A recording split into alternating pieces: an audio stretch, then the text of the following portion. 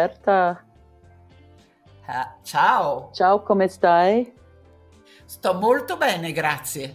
Bene, bene. Okay, now we'll speak in English. Safer. Safer for me. Let me just introduce you. How I know you as a leading contributor to the field from within Italy. You teach at the University of Rome in health psychology. Used to teach. And you've been involved very heavily with the Milan School of Systemic Practice, Systemic Therapy. Yes. You're a writer, supervisor, trainer, kind of slightly significant. You're currently chair of the European Family Therapy Association. I'm sure that takes up a fair bit of your time. You're holding your head for those people who are listening just on audio. But that's a real labor of love and gift to the community. And thank you for that too. But I've enjoyed your writings and your presentations so much over the years. Thank you. Yeah, thank you. You've got this artistic side as well. You're interested in aesthetics as well as practicalities, as well as innovation and ethics. I've been always struck with how you're interested in the contemporary world. And yet you honor and value all the heritage, systemic heritage. Thank you. I really appreciate your presentation. It's an honor, and I hope to be up to it.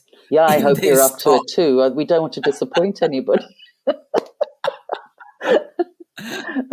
No, being playful, but we're going to start in a very non-systemic way, in a lineal, chronological way. At the beginning, of course, there's always a fantasy of a beginning. So I'm going to ask you, where were you born and what was the era? How would you characterize the era that you were born into? Okay, I was born in Genova. That is a sea town in the north part of Italy, a beautiful town with a lot of streets that go on the sea. And I think the sea has a fascination that is on people who are born in a sea town. It means traveling, it means discovering, it means curiosity. I would say all these things. And I was born in Genoa in the 50s, at the beginning of the 50s. So it's an era full of hope, of energy, a completely different era from now. This era I would call hyper modern times, and the feeling, the emotions are very, very different. I was born in a family. I was an only child, and that made a difference. And I had a mother that taught me smiling. Despite from when I was 2, she was occupied. She had a cancer and she died when I was 11. So I think she was also occupied in dying or in this, finding out what life meant. And this thing came back to me, not immediately. I think at the beginning I was probably fearful, or I remember not total. I remember 2 distant parents. But if you help me and if you ask me, in which kind of era I was born into, I think I was born into a household in which there was a lot of not said, but also a lot of questioning on the meaning of life. You said you were taught to smile. You learned how to smile.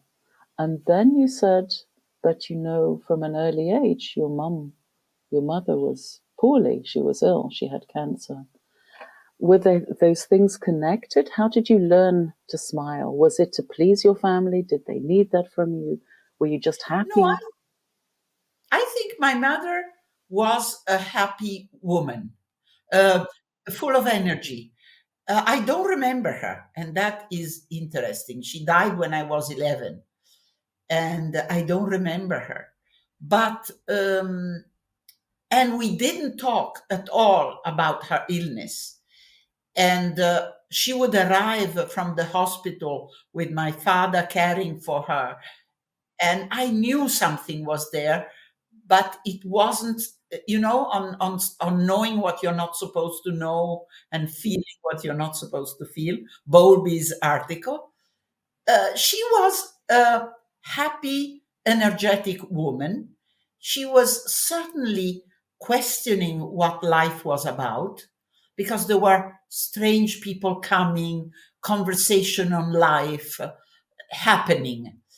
And but I was in a middle class milieu in which this illness was not talked about. And I was not a happy child. I became a happy woman, but much later in life. I was an angry, sad little girl who didn't know how to protect them, um, how to interact, how to. I felt quite set aside. I think that the illness of my mother for the first 11 years of my life were very important, but not presentified in Mm. any way. So, do you think you changed at all during those first 11 years? For example, were you always unhappy and sad and cross? No, I had some areas. First of all, I have a turning point when around 5 years old, we left Genova, that was this beautiful town with beautiful light, to go in the countryside near Perugia, that is in the middle of Italy. And then I had a completely different context in which I started having friends, Mm. schoolmates, and a lot of time by myself. But I also started having animals. I had a duck that would come to school with me and sit next to me. I Okay. had 3 dogs, a horse. I started riding and doing also, jumping. And so it was really a turning point. And the countryside was a moment in which I had to have a different relationship with myself. What was the Uh, reason for the move? Why did they move from the seaside town of Genova to somewhere in Perugia in the countryside? because my father didn't like the work he had, and so they moved to a place that was my paternal grandmother's place. She wasn't there; she had left for Firenze, and uh, and my life started there. I think because I remember friends. I remember my mother died also there, Uh, but I had my horse. I had my animals. Um, it's a it's a completely different tune, I would say, uh, in my life, because it was uh, more more in a relationship with myself. That's what I would say. I had to build a relationship with I myself. don't understand that, and I'm interested in what you mean by that, because what I'm hearing is you developed a relationship with friends, with a duck who went to school with you, with 3 dogs and a horse. And so, what do you mean by having to develop more of a relationship with yourself? I started a diary. I remember in intense internal dialogue. I remember long, boring days in which nothing happens, in which I think it was at that point that I started to, to realize it was me. I don't know. I had the diary, for example, a diary in which I would start writing my emotions, my thoughts, Mm. my worries for life, how life would have been, what others expected from me. It really, there's been two or three moments in life in which I enhanced this relationship. One was this. The second one was when I went to Philadelphia Child Guidance in the end of the 70s, and Minuchin was asking us why we were doing what we were doing in therapy. And for me, the image was of a monkey getting up, down from the tree of myself, no? I have to take responsibility or to understand what I'm doing and why in a cognitive way, while the other one was a personal way. And probably the third has been when I did ayahuasca. Do you know what ayahuasca is? Well, I know that it's a drug, but I don't actually know much about it. So No, please explain. it's a spiritual medicine, and I did it. With the shamans in Peru when I was over 50, and it completely changed my priorities. There are three moments in life. For the fourth could be the birth of my child when I was around 40. Um, but they are really turning points in terms of the relationship with me, with myself. It's interesting, firstly, to hear those things, those episodes, those moments, those pivotal times. But the centering of yourself is something I'd like to come back to in terms of what's the relationship. Maybe I'll just ask it now, and then we'll come back to your family and your growing up years. But I'm curious to know what you think the relationship is with the self and systemic theory. I think that the self is relational. Mm. We are invented by the people we are with and by the situations that happen. So when I talk about self, I'm talking about awareness, I think. Awareness of the context, not necessarily of a self, but of a context. Okay. I think these are important punctuations because there are many very powerful stories of self out there. And it's a bit like a marketplace. Each of the psychologies and so on, psychotherapies, has its own story of self. It's funny enough, something I've been writing a paper about recently, trying to make a distinction between the different paradigms of self and trying to define systemic self, I think is still quite tricky because we're always self in relation, as you were saying, being co-constructed with the person, with the context, and so on. So, but I don't think we talk about how important self is without falling into some other individualistic paradigm. So it's interesting to hear you talk about this. Yeah, I think you're right. But I also think that contexts organize us or make us more complex. And yeah, you're right. I don't know how. It's also a trap. You're absolutely right that self is also a huge trap Mm. um, that we have to deal with all our life. Um, I have a beautiful story about this. I was found. I don't know why I'm telling you these stories. They are quite intimate. But I was found when I was 4 in front of a mirror saying, Umberta, you're not beautiful, you are fantastic. And my mother spanked me.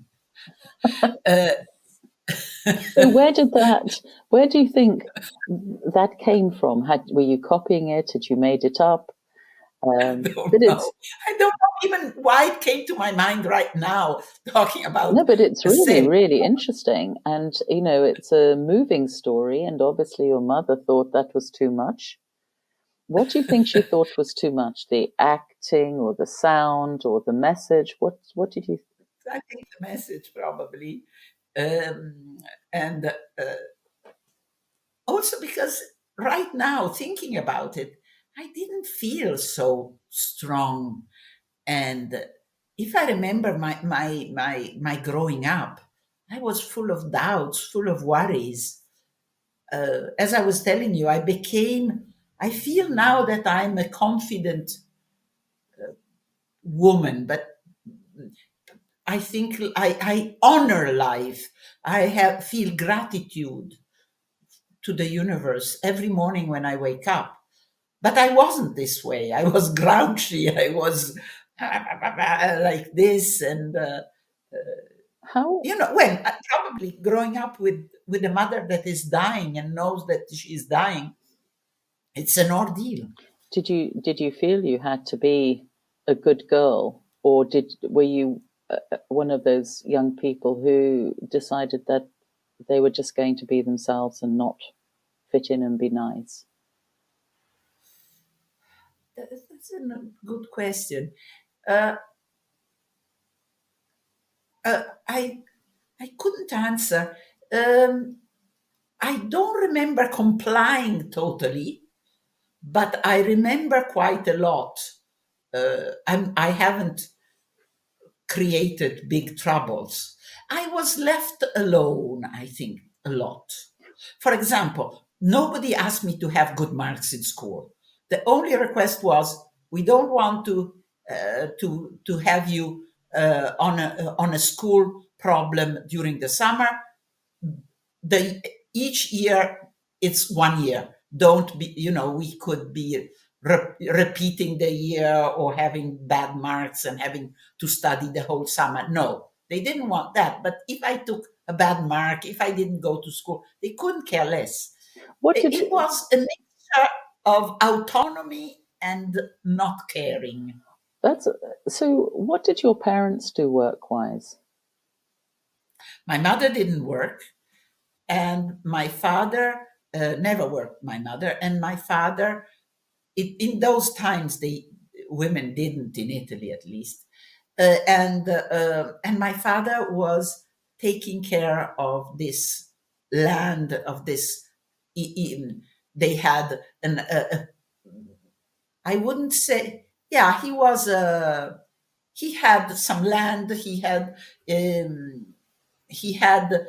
olive oil and pigs and eggs and things, but he wasn't a peasant. So that's why he wasn't. He was a person taking care of these things. And what about your grandparents? What were their backgrounds in terms of what they did work-wise? My father's father, I have had a very good relationship with my father's grandmother, and naturally she didn't work because she was born at the end of 1800. And my father's father was uh, was a man who lived on the money of the family, but we lost track of him. He was very irresponsible, and my grandmother remarried with a very beautiful man who I considered my grandfather, who again didn't work. Mm. He painted. He had a beautiful villa. So they were yeah, upper class So, people. My so they somehow grandparents. had money, which meant they didn't They have to work, and your new Yeah, grandfather was a painter and so on. And yeah. And, what was it about your go ahead. relationship with your father's mother, with your grandmother, that was special to you? My grandmother wanted to become a pianist, and she had the numbers to be a pianist, but didn't do it because she married. And it was a time in which you needed to get married. It was 1911 or something Mm-hmm. like that when she got married. And she had 3 children. She was a very smart, ironic woman who painted herself, witty. I don't know. We loved each other. Oh, And while her 3 children, her three, among which there is my father, didn't like her and thought she was egoistic and tough and too strict, I loved her deeply. She has been a very important person did in my growing would up. She was stimulating me. She was curious. She saw me. yeah, and did she also see the fantastic, not just wonderful, but fantastic part of you? Uh, I think she saw the fan. I think she was using me to live in a certain way, but in a positive way. Yeah, She pushed me to go to to England when I was 9 to horse ride for 1 month in the summer. She pushed me to go to America to learn English, with a family who were very far acquaintance of mine. They were the Berlin family, Irving Berlin, the White Christmas man. And I spent 2 months there, fantastic months when I was 18. And I learned. She used to speak English with me because her mother was English, uh, Scottish actually. what was the relationship between her and your mother like? I don't remember. Uh, it wasn't terribly good with my father. I think they were quite a nucleus. My father and my mother Hmm. quite separate by the rest from the rest of the world. So, how did you get to see your grandmother? Was she local? Was it better once you moved to No, she was Perugia? in Florence. Mm, She was in Florence. I would go often to see her. They would take me to see her because for me Nonna was sure. very important. Yeah. Nonna Pia, Nonna Pia. and yes, Oh, and she was important for me. And we would go. And while my father certainly, I don't have any remembrance of my mother, but while my father was grouchy when he was there and criticized her, I felt bliss. I felt it was magic to be with her. She would tell me some stories. Um, she would connect with me, and in a way that I felt very strong and very emotional. how did you stay in touch with her during your teenage years and beyond?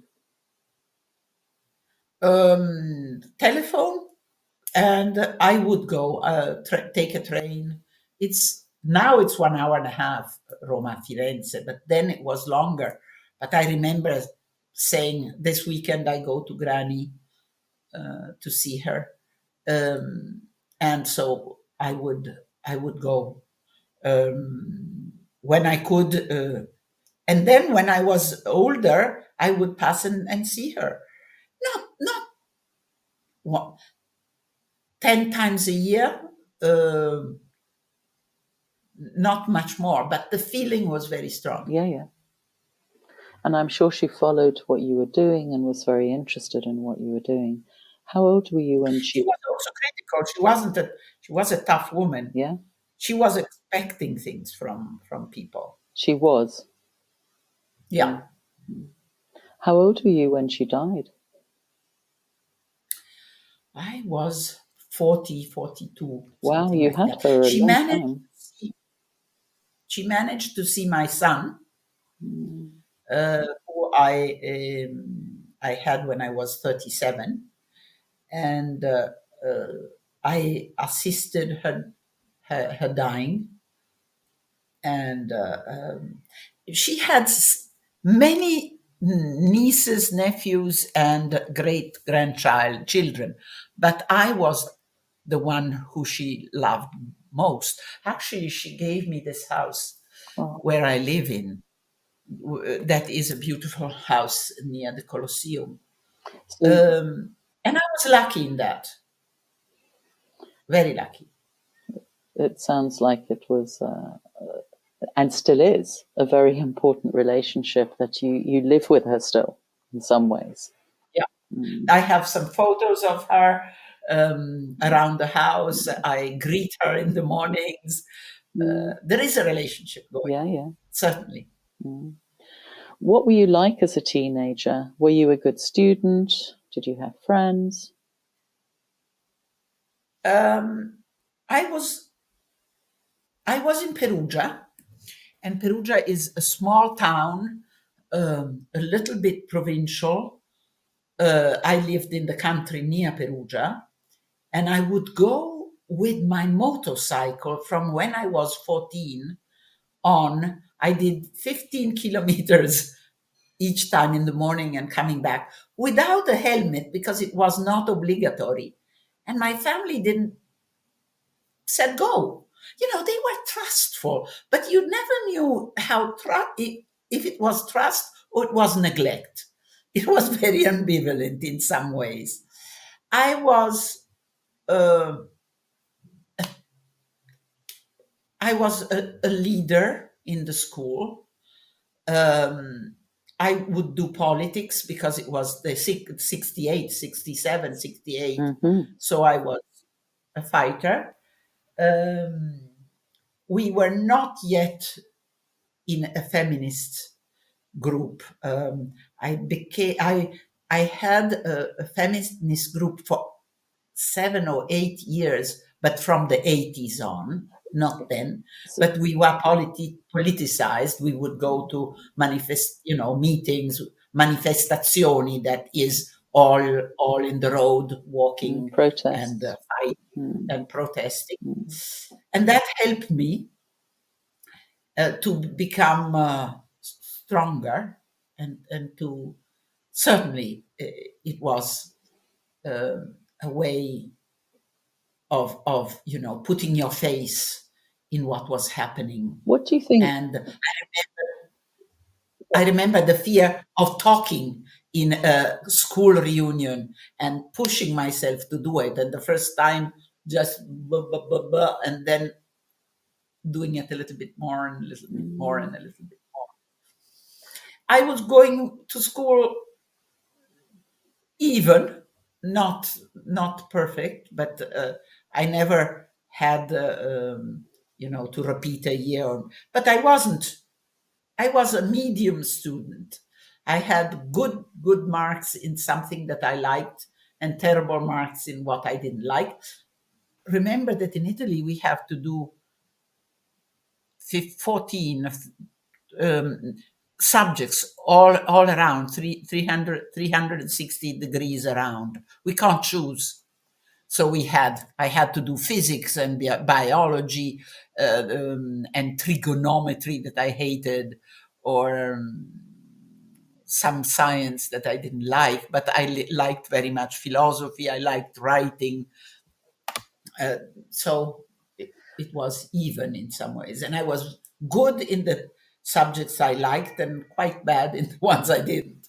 what do you think it? Trying to What do you think it? go ahead. What do you think the significance was of being at school, being a teenager in the mid late 60s? When you're talking about 1968, I mean that was a massive Yes. period of time in Europe, around the world, in terms of wars and demonstration and the peace campaign, in terms of women's liberation, in terms of young Of people. the relationship between men and women Yeah. was the main issue we were dealing with in Italy in the 68, more than the wars, because the war had to do with America, Vietnam, and Mm. they were on top of, at least of me, but also of the students of my age. I think it was fantastic. moment to be young, because roles were changing and women were getting their voice. And the relationship with men, with boys our age, were changing. And we were talking about, and sexual freedom was coming about. Yeah, there And was the burn the bra movement. People don't know that people literally took to the streets and burnt their, well, women burnt their yes, bras. There was also a lot of political critique, and the music at the time, the pop music, reflected that. Were you mainly listening to Italian music or no, worldwide there music? were Yeah, The Beatles and the Rolling Stones. I had a fantastic teacher who would, if we were good and we did good interrogations in school, he would allow us the last half hour of school to dance and listen to music. He was a genius because we were perfect in class in order to have this last half hour. And we were all, each would bring the music in. We wanted to help the friends or list, ask our friends to listen to something. So we were always searching. He was a genius, I think. He was brilliant in this. Um, and and so no, the music was certainly European, but I would say, yeah, it was starting. The radio were starting to be transversal to the Western world, yeah. but they were. Do you remember any of your favorite songs of the time? No, I'm sorry to put you I'm on the dyslexic. spot. I'm dyslexic. I wouldn't remember a title or no, Do you but when did you find out you were dyslexic? I I was told, but I wasn't helped. In school, they were telling me I would turn some letters, I would turn the numbers, and that was it. At the at the university, I couldn't remember names and numbers, and so I got a diagnosis. I went to find out what was happening, and they said I had I was, I think I was at the beginning of the university.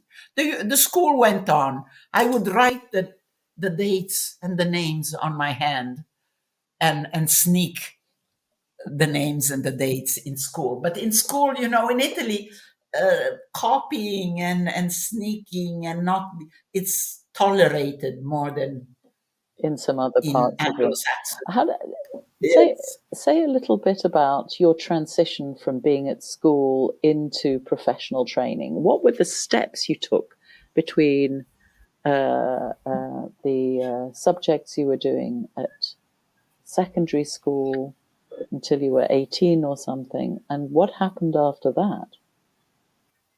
I came out of school in a medium. Yeah, I was sick. It wasn't, good marks. I was even. I passed. Nobody had requested me good marks, and I passed. I just passed. I had 6/10. That was the way you could Hmm. pass. Um, and I had to go to university. I wanted to go to university, and I didn't know what to do. I talked about doing medicine, and my father said, "Oh, it's not." He was a traditional patriarchal man. "No, it's too much for a woman. Why do you want?" If I wanted to do that, I could have, Yeah. but he discouraged. I wanted to try. I thought about being an architect. That was all my life. I wanted to be an architect. And he said, "You don't draw well enough." So I thought he was right. I don't know if he was right. So I did philosophy, and I graduated in philosophy. I liked it, but not so much. We were in the times in which we were doing 10 people together an exam. It was the political time of the university. It was very easy, very smooth. Luckily, I did one incredible exam that was neuropsychiatry, and I fell in love. I had to attend the neuropsychiatry clinic in one of the exams of philosophy, the peripheral exams, and I fell in love with what happens between these people.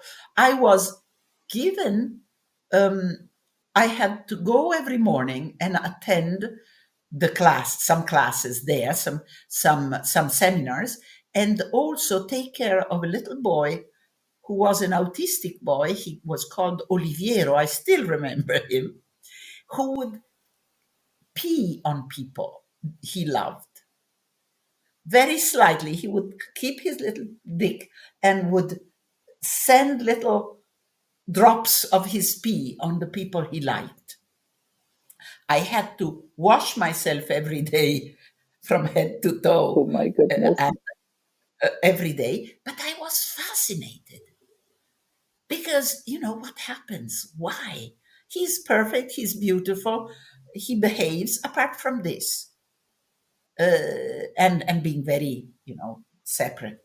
And I remember looking at his parents, uh, wanting. We were forbidden to have relationship with the parents at that time, but I remember they offered me a coffee, and I would go to a bar as every time I could to find out how they were, and they were two professionals, very successful, and they didn't seem terrible to me, and I was fascinated by this. What had happened? What was it? So I started thinking I wanted to become a psychologist, and that's another turning point. I had done enough philosophy exams not to stop philosophy, so I graduated philosophy and then I started psychology. But instead of starting psychology like this and starting, I came to the States, at the Philadelphia Child Guidance Clinic, because in 1975, I was working as a translator, for psychology. After Oliviero, I started being fascinated by psychology. So I would do everything possible. It was 74, I think I was with Oliviero. And I did everything possible in order to get in touch with what. So I acted as a journalist for psychological, news. No, for the big newspaper Corriere della Sera. I would write articles on psychology congresses so that I would enter for free. So I did that. I did some courses for free because I would write on them. I started translating congresses in order to get acquainted with psychology. I'm very struck. And I'm very struck by the part of you that is rule creating in the interest of knowledge, like the way you met the parents of Olivero in a coffee bar or whatever to try and find out more, even though you weren't meant to have contact with parents at that point in that kind of department. And then the kind of way of trying to get into psychology congresses and so on by becoming a journalist, writing about the congresses. I mean, where did that come from? That's a very lineal question as well, or I'm not sure it's a good question, but or is now it a characteristic perhaps of you across the board? That's kind of what's the way? What are the possibilities? What's the way in? now I know because I wrote something about it, but that I had a great great grandfather, 1850s, who was a strong man who had become very rich and then very poor, building railroads in South America in 80s, 30s. So along, coming from Foggia. So somebody who was very full of willpower. And I think I have a little bit of him inside me. I think my grandmother was, in some ways, a free spirit. Mm. She would ride a car. She was the first in Perugia and in Florence woman to ride a car.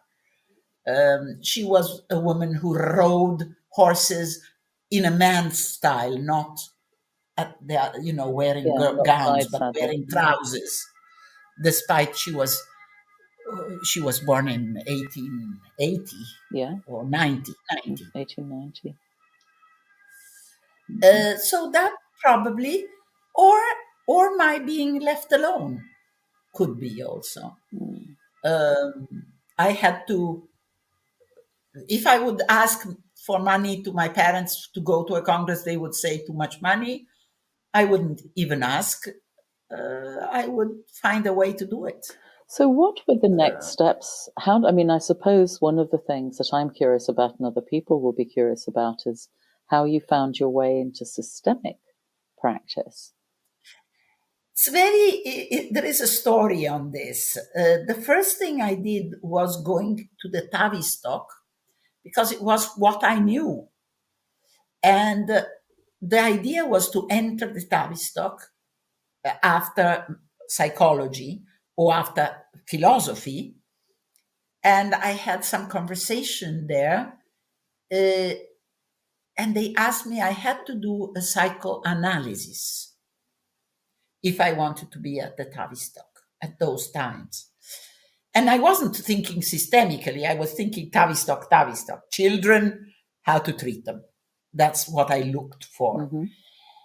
And I talked with 3 psychoanalysts in London. One was not interested in me, one didn't have space, and the one who would have taken me, we had a second conversation. And I said, how long do I have to plan to be in London? And this woman said, 5 years and a half. And I remember thinking, what the hell? Why does she know? How can she know that I need 5 years, approximately 5 years and a half? And I said, no way. This is not something that I'm interested in. Somebody who knows already what is needed from me. After 1 hour and a half, she knows me. And since I had, at the neuro psychology, I had entered in touch with the systemic. Carmine Sacco and Maurizio Andolfi were working there too. So I entered there, and I had been the translator for Minuchin and Aponte, who was the director of child guidance. So I remember writing a letter to Aponte saying, I would like to come at Philadelphia and see if there is a I see. possibility to train. And he wrote back, we didn't have internet at the time, he wrote back saying, come and we could exchange some work for the training. I was lucky there again. Well, the Philadelphia, was it called Child Guidance Agency? Yes, Was one of the kind of systemic or family therapy centers of the universe at that point in time. And absolutely. yeah. And I went there from 1976 to 1979. So 76, 7, 8, 9, 4 years. And And that's my imprinting. and you were working there, you were studying there. What was happening when you were there? I arrived and they asked me to be a shadow for 1 month, going around, and then to ask what I wanted to do and what they could offer.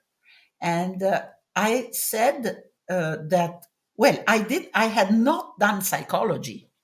So there was a big problem. But at that time, again, another luck, because at that time they were not so formal. So I had I was doctor in philosophy in the Italian way, dottore in filosofia, because I had done my 5 years in philosophy, 4 years actually it was. But I was doctor in philosophy in Italy. It wouldn't correspond to doctor in philosophy in any case, and I told them this naturally, but they said I could remain and I would see clients. At the beginning, I gave tests and I was doing intake.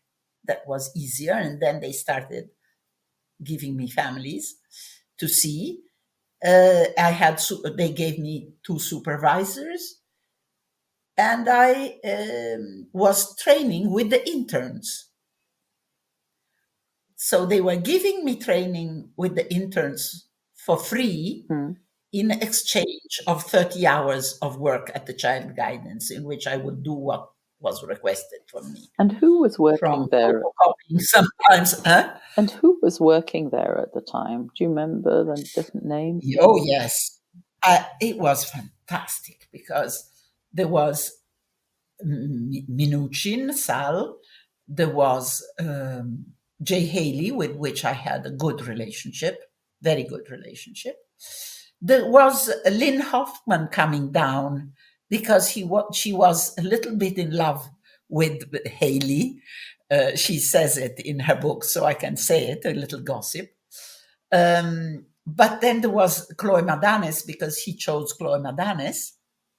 I have a beautiful story about Jay Haley telling me that he was in a crisis with his wife, former wife. And I say, why don't you, full of hope, why don't you go to do couples therapy? He looks at me with his marvelous blue eyes, says, I don't believe in couples therapy. And I remember myself saying, I'm here away from the world, from my family, from Italy, studying something my hero doesn't believe in. I remember my discomfort in this. At a certain point, Whitaker came, but one important person was Braulio Montalvo, who was very less well known. He was a South American, fantastic family therapist and systemic thinker. Fantastic. Then Whitaker started coming once every 3 months. There were Charles Fishman, who was a graduate, was just starting his career. Now he's in Australia. He worked very next to Sal Minuchin. There was Marcello Pacman at the time and George Colapinto, who were coming in from South America too. And there were interns, externs, people coming just for 10 days or 1 month from everywhere. And there was this clinical work in which you would have a room. I shared a room with Jay Jamail, who was from Puerto Rico. And we are still in touch. How did you discuss work within the clinic at the time? We had very difficult meetings with Sal. Why very difficult? Because he was very severe. I remember I used to take an anxiety pill before going on Thursdays at 2 with my sandwich to the meeting. We had to take a tape of our work. He would open it where he wanted, just like this, by chance. We couldn't show what we wanted to show. And I remember this thing of asking what we were doing wrong, not what we were doing well. And I remember the anxiety that the day before I couldn't sleep. It was tough. It was a tough time. Now I think the field has this positive, reinforcing, even exaggerated attitude. Everything is always good and beautiful. It wasn't that the atmosphere, the child guidance. What do you We were think? confronted. What do you think the thinking was between in focusing on what was not going well, what was wrong? I think it had to do with Sal, who was a fighter. He always told he came from a huge family and they had to fight for food because if not, the first ones to be served would eat it all. I think it had to be who Sal was in a certain way. And he gave, in a, isomorphic way, he gave a tune to the clinic. We were confronted very much. Presumably, he felt some good came out of that approach. Probably. And there was what's her name? Oh, a lady who was very, very confrontative. That was a lady who, now I don't remember her name. I could tell you afterwards so that you put it down. But she was very confrontative and she was a good friend of Sal. And she took me to the first feminist reunion in Albany in 1976, one of the first huge reunions in America. And I remember I'm grateful. I was very fearful, both of Sal, of her, of other people. And then we had group supervisions. We had supervisions with Sal. We had work with Haley. We had work with each one of us had a supervisor on each case. So we were very cared for. It sounds like And I learned. it was an amazing research laboratory as well as treatment clinic. That there were so many key people at a certain point in the wave of systems thinking, family therapy building, and extraordinary to have these characters, these contributors, key contributors, side by side, working in the same town, in the same building. How important do you think it is that people read some of the original texts, not just a summary in their history classes on I think the it's history of? fundamental. How important is it that people read key texts by Haley, by Minuchin, by Montalvo, by others, by Fishman, and so on? Okay. If one reads a lot, they are key because, it's our history, but the story of the families, the family organization then was completely different. So if a student has little time, I would say to skip them or to read one book on Minuchin, on his key concepts, and to focus on the request of the families and of the individuals, of the systems now. They are completely different. So Also, this is a problem for systemic therapy because we have this rich heritage, but a lot of it was written in an era or different eras where the politics, the gender stories, the relationship with power and authority, the cultural context was completely different. completely different. But there probably are some concepts that are worth considering, some practices, and how to take with. Yeah. What advice would you give to current readers, trainees, for example, who might be looking at these texts and thinking, oh my goodness, they're so sexist or monocultural or something like that? I totally agree. And life is completely different now.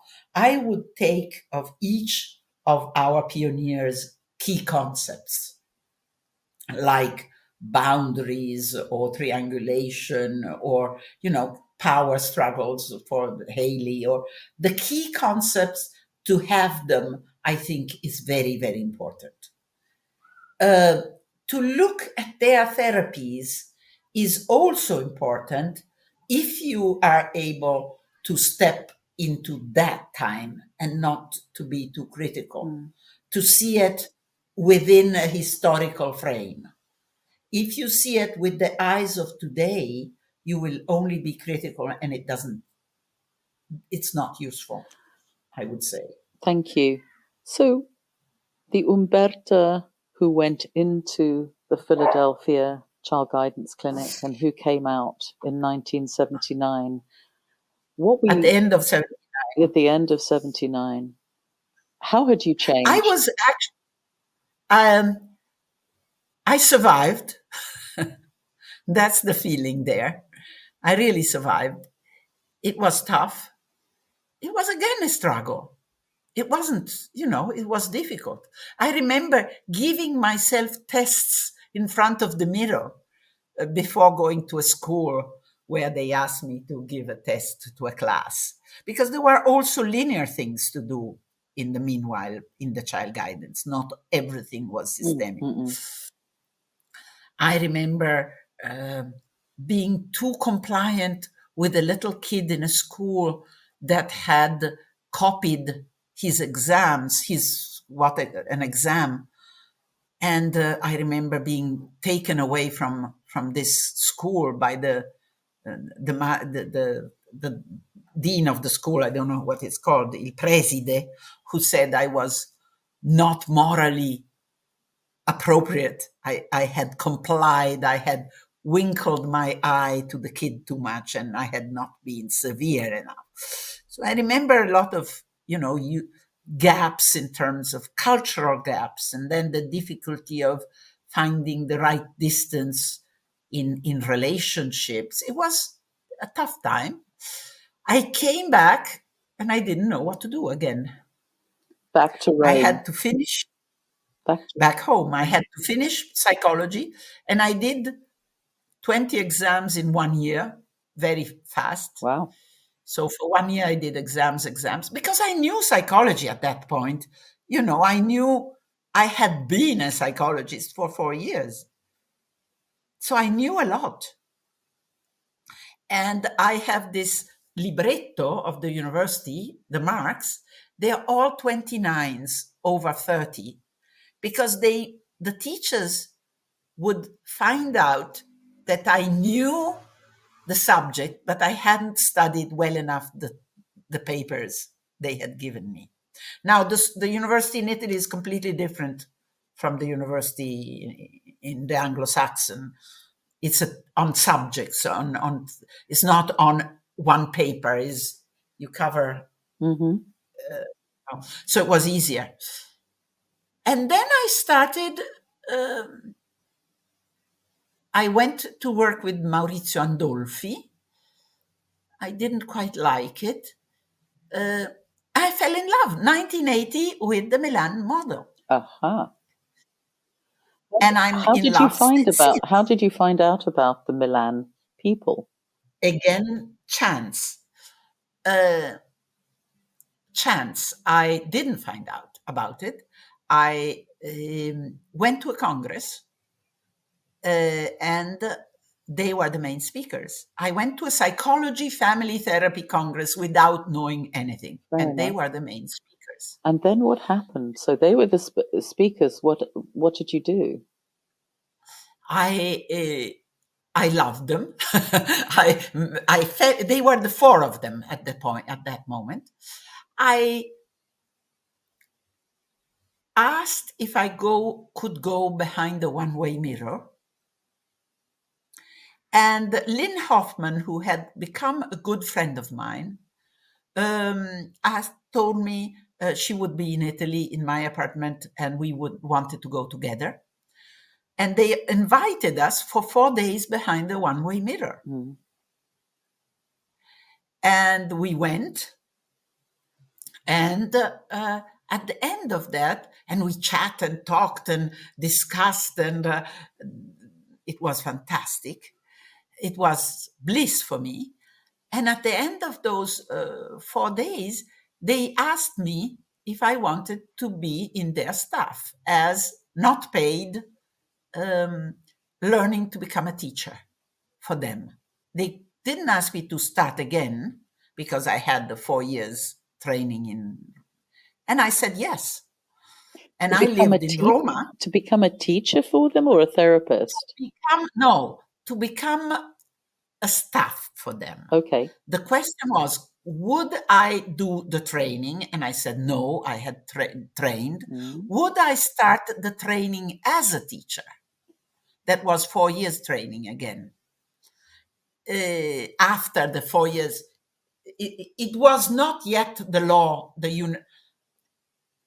It was not yet the law. Now the Milan school has 5 years to become a psychotherapist, and then you have other 4 years to become a teacher as a psychotherapist teacher. A didatta is the word. A teacher. So they said I would skip the first years. I would enter into the next ones. And I said yes. I would take a plane at 5:30 in the morning from Roma, arrive in Milano, and go to teach the whole day. By train at the time, it would take 8 hours to go to Milano, 7 hours, so it was impossible. And I did it for 3 years and a half, 4 years. 1 day a week? No, 1 day every 15 days. Right. 1 day every 15 days. And you did that for 4 years, did you say? Yeah. Long. And in that year, I also entered public structures where in Italy, had been Basaglia, the asylum had been open, and there were the public health centers in town. And I applied. There was a concorso, the possibility of applying. We were, I don't remember how many, but there were also a lot of places. And I applied to become a staff of a mental health clinic. Not clinic, a mental health town clinic, let's say, a walk-in, walk-out place. And that was the real teaching. Again, a big teaching, because I stayed for 10 years approximately in the public sector. And there I really learned. Because you had to translate what you had learned. And there I started saying, I'm not a family therapist. I'm a systemic thinker and a systemic practitioner. What was the thinking behind that shift? And that is a much broader way of thinking and of acting. It's very different. The article I wrote for your beautiful book has to do with this, saying that there are two different operations, two different processes. One is broader, the systemic thinker is broader in some ways, because it's not just therapy. You do first order interventions, consultations, you reunite people in groups, you work, you do much more than just psychotherapy. And I think psychotherapy is a second order specialistic intervention, while when you are in a system setting, you do much more things that are evolution. The aim is evolution, but they are not so so technical. I was thinking about how important it is for systemic thinkers to be multilingual, to be multidisciplinary in a way, or rather understand different disciplinary paradigms and languages, so that we can talk with our colleagues as well. We can understand the dominant language of the institution or the local culture or the anxieties of the organizations in which we work. Because our organizations are often very, very anxious characters, very rule bound. They are a mystery. They are an entanglement of complexity. Mm. So I Very think, but beautiful. I think a lot of systemic therapists think we need to learn how to talk with clients, but that's only part of the job. And I was Yeah. wondering if that's part of what you were discovering in this public health work in the walk-in centre during this 10-year period, that it wasn't just about how to connect with members of the public. Can you say something Oh no. about that? Oh, I remember we had to work. Yes, it is very important, this aspect. I remember doing a project on how to decide where a kid of a divorced couple should go, and working with not only with the family, since the committente, the sender, is the tribunale. How do you say tribunale? The lawyer, the Tribunal. tribunal. Okay. To talking with judges, Mm, having meetings with judges, or having meetings with psychiatrists, or I remember a lot of work with the stakeholders. Are they called also in mental health yeah, yeah. stakeholders? Mm. Not only with the clients, but also with the people who gave us the projects. I remember a very, very interesting work at many levels. It was a multi-level task, working in an institution, and it was really interesting. I learned so much, and I had to translate what I had learned both in child guidance, that was more focused on psychotherapy, and what I had learned and I was learning by the Milan group, into a broader systemic, larger system jargon, but also processes. I had to do a big translation.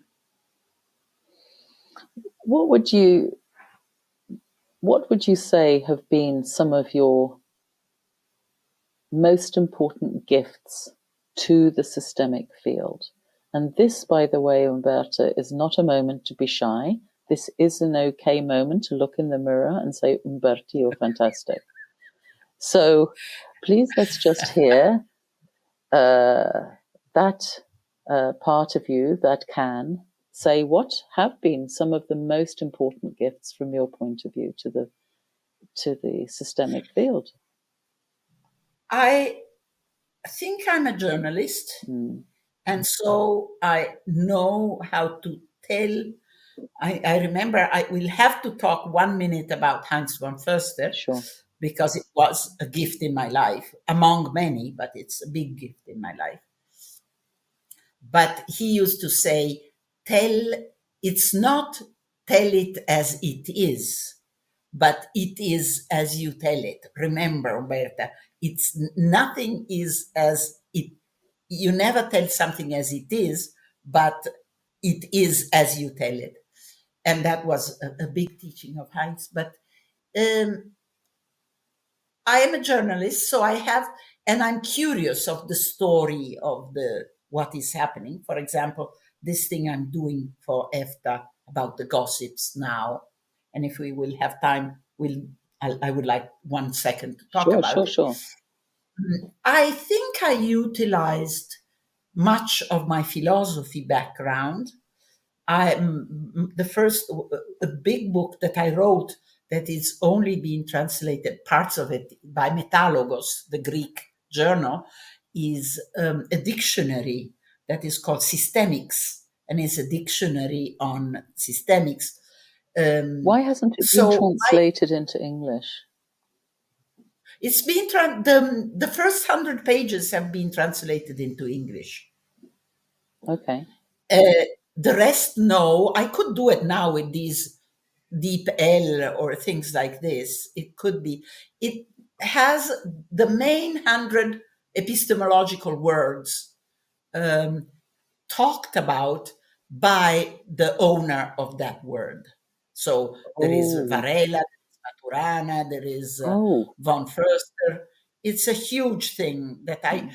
unfortunately, I wrote a lot in Italian, and translation was very expensive and difficult, and we didn't do it. I didn't have the time, the energy. Now it could be done, actually. Um, so I was strong in epistemology. I was a journalist. I'm strong in epistemology. Uh, I'm outgoing and easy to make friends. So these, I would say, are the three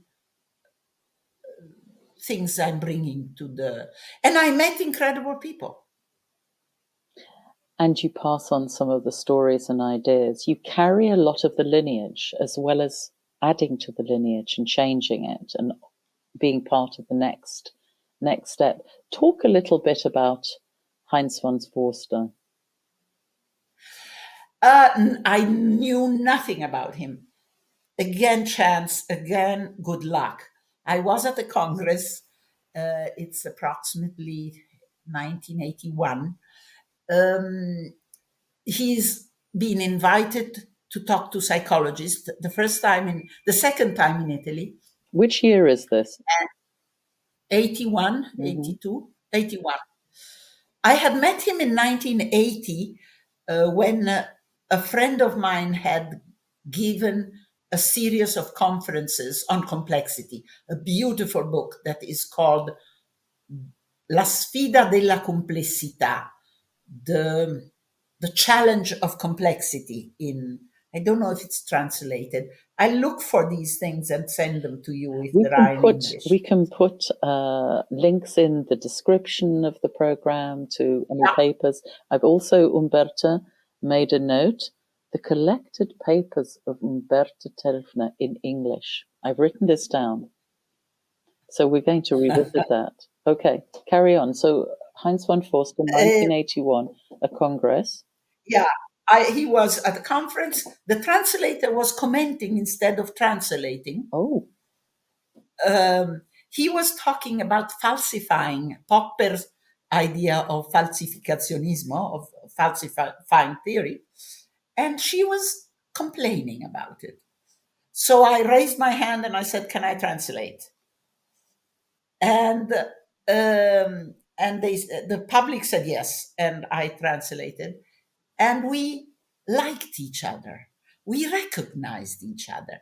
I became a big friend of Heinz, of his wife, of his kids.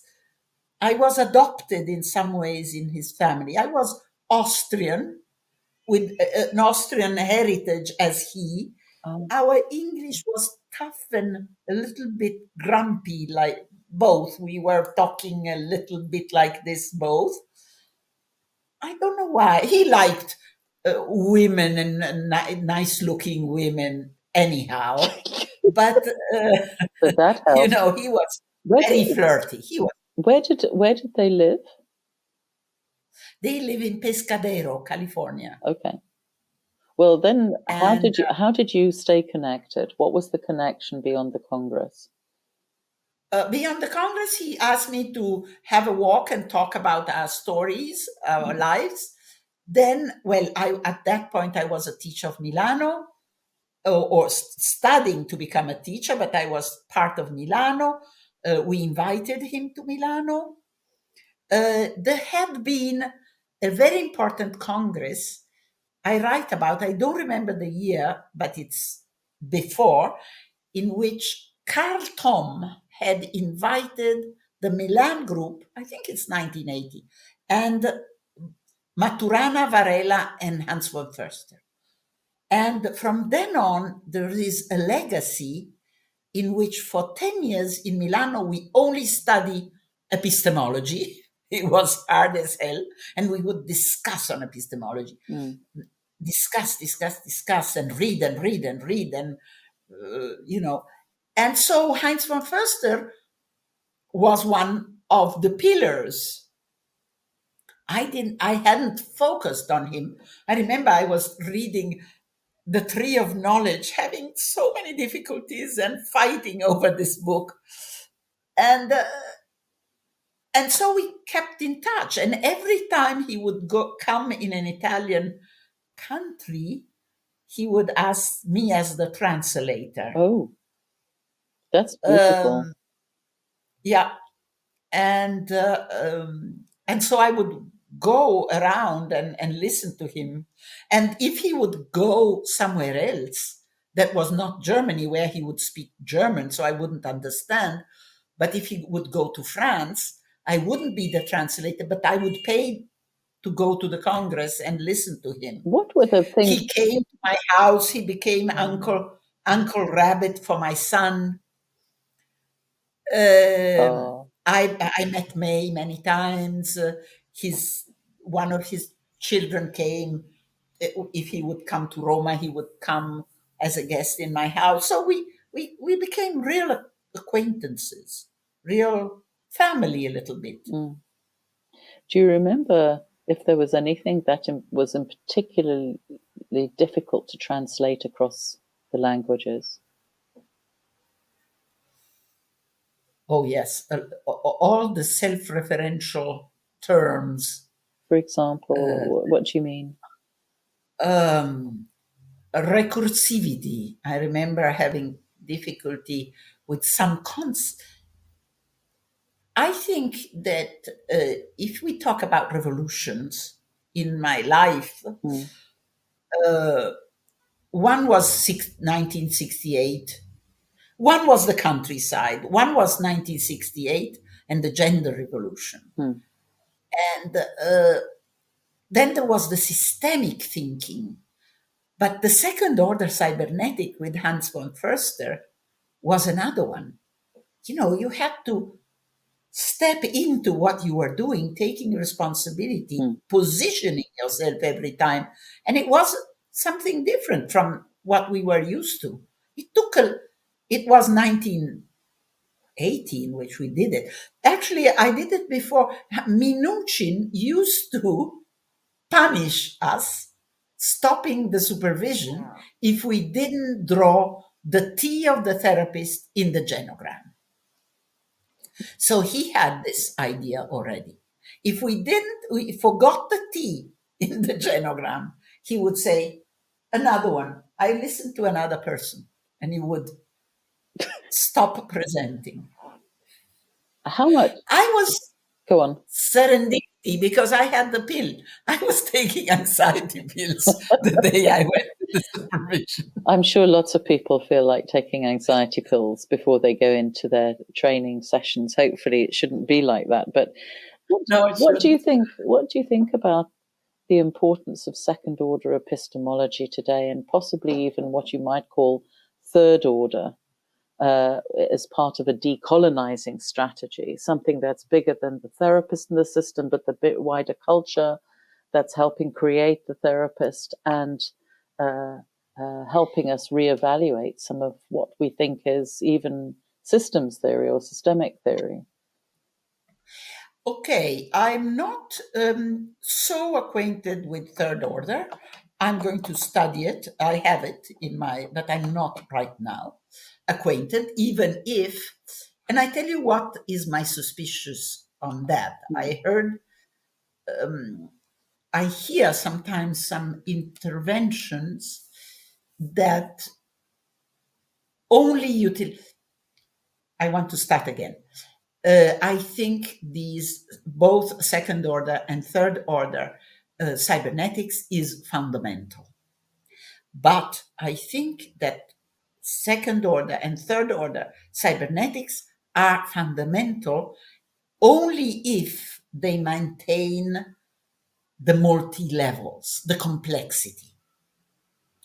I read one or two articles on third order cybernetics, but I'm not acquainted enough to be to know, to talk, in which this transgenerational, this culture was the only aspect taken into consideration. And that I don't like. Yes, I wasn't thinking. That's interesting. I'm not familiar with third order cybernetics. I was thinking more like third order epistemology, which might connect, but I was thinking more about that would be very interesting. I'm thinking of your the person you introduced in the field, that is Barad. Yeah, where she talks about ethico-onto epistemology, merging the three, that we learn as we become, as we do, as we think, as we reflect, as we learn, as we I do. totally agree. And I think I like it very much.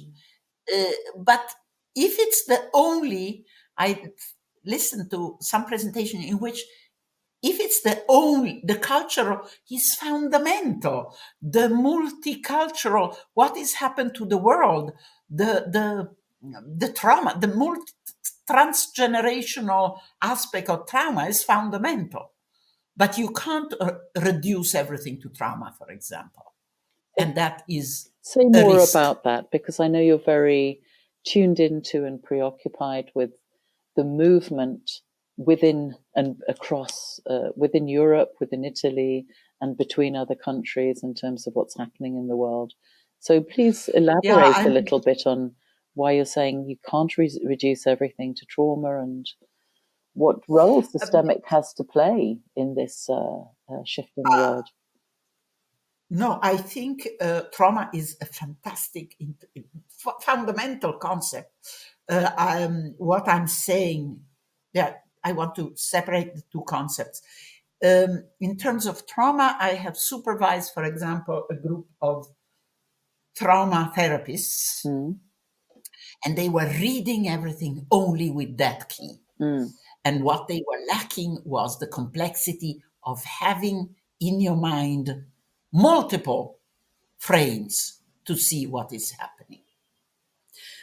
So I think that the psychology on trauma to go through, especially because it's organized, at least in Italy, not by psychotherapists, but by people who are consultants that have not the training in psychotherapy, is has flattened the theme of trauma, and everything, even if I have a pimple in my cheek, is read as trauma.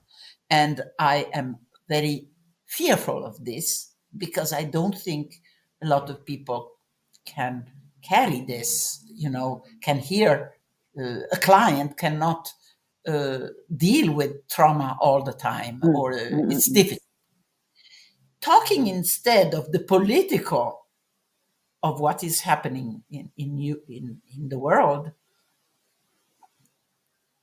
I'm I'm suffering for what is happening to migrants, and we are the first key to migrants because they come in in the Mediterranean Sea, and the Mediterranean Sea became a death place. It's really sad what is happening, and how Europe is not understanding what is happening, and they are giving tons of money. Europe is giving tons of money to Egypt and Tunisia, Tunisia, where there are lager, where people are raped if they're 2 years old. And I want to signal a beautiful book. We will put it in the bibliography, that is called My Fourth Time We Drowned, by an Irish journalist who we have to write it Yeah, down. yeah, I'll we will remember put it. it down. Judy Hayden. You gave I me don't all the remember. names before, so I will find them and put them down. Yes, and it's a beautiful book that says what is happening in Europe, and I would give it for free to the whole European Parliament. I think we should. What instead systemic therapists can do. I have organized in EFTA a group that is called Social Justice and Systemic Thinking. And we meet, and there are so many issues to be treated. that we meet once a month, unfortunately, we should meet once a day to go through all the things that should be dealt with. But I seriously think that systemic thinking is a political act because depathologizes the usual psychiatric categories and because it promotes evolution all the time and sees and co-creates the evolutionary aspect of the narratives that are brought. And it is, I think, it's a micro-political, and I'm quoting Marcello Pachman, it's a micro-political act. We deal constantly with micro-political acts. I really think that our work, not only therapy, our work has an ethical and an aesthetical and a political aspect. And the three are three sides of the same coin in some ways. What message would you be giving, Umberta, to the future of the systemic field? What are your wishes, your hopes, a sense of... Let's be proud of our complexity and never forget it, and utilize it all the time in private, in relationships, in our work. I think that the possibility of seeing a complex world and tolerating a complex world and trying not to judge it is our strong point. I'm really glad that you've raised that because we're coming to the end of the talk. But I think of you as the complexity queen. And but actually what's interesting about your talking and your writing is how you can talk about complexity without the reader, the participant feeling overwhelmed. Actually, life is very overwhelming. Just reading the papers is overwhelming. So I like your point also about us needing to stay with complexity and tolerate complexity. And I would add, not rush too quickly to some reductive analysis or statement and so on. This is the gift of the systemic field. So thank you for putting it so clearly and succinctly. That's really beautiful. Are there other people? Thank you, Gail. It was so emotional to do this thing together with you. To revise your life. Thank you. You honored it. Well, very much. I've so enjoyed this. Now you have a minute to talk about the gossips. Yes, gossips in front of the family is a word of Selvini Palazzoli, and we have tried to work this project out. And if you go on family therapy, www.European Family Therapy Association, but I'm not sure also of that. You can go under in the band, see gossips, and you find a lot, at least more than 50 pioneers. They are little stories and nearly 50 gossipers who have told their stories. The aim is to use them in teaching and not to lose these stories, to humanize more the people. Thank you for humanizing yourself with me today. Thank you for adding to some gossips. That was good. And please, people who are listening, watching, do check the links in the program information on YouTube or on Buzzsprout or however you're listening to this, because and also just remind us, what is your website for people who might just hold on to this one next thing? Is it systemic? www.systemics.eu. Systemics.eu. Yes. Yes. Umberta. But I don't use it enough, unfortunately. Okay. That I'm a little bit over. Umberta, thank you. Grazie molto per oggi. Grazie a te, è stato un vero piacere. Ok. Ciao, ciao.